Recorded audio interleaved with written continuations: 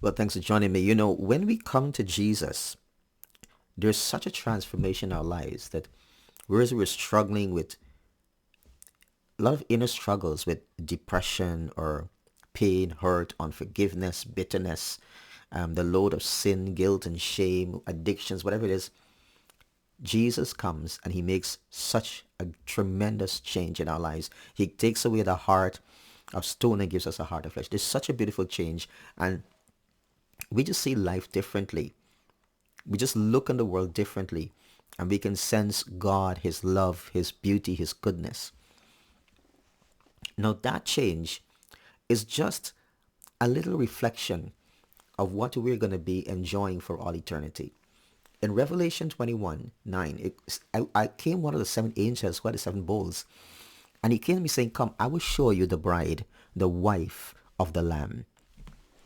Jesus is the Lamb. Who is this wife? And so he's going to take us now into a description of the new Jerusalem, the heavenly Jerusalem. He carried me into the spirit into to a great high mountain and showed me the holy city Jerusalem coming down out of heaven from God. God is presently having this new Jerusalem constructed for the new heaven and new earth. He says it has the glory of God. And its radiance was like a most rare jewel. Women love jewelry, those things that really shine in their hands or around their neck.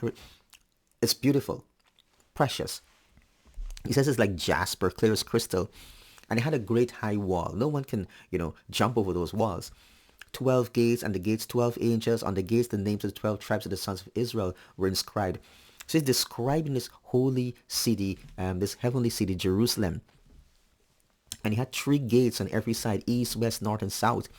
And then the wall of the city had 12 foundations, and on them were the 12 names of the 12 apostles. So we see the 12 tribes of Israel from the Old Testament, and the 12 apostles in the New Testament represented here in this heavenly Jerusalem, this new city. Is here God is bringing together Israel, the what you want to call the older church, and the church of the New Testament. He's bringing together the church today, and is bringing Jews and Gentiles together for all eternity. Christ having broken down that wall of division between us. For all eternity, we're going to be enjoying each other in this new Jerusalem.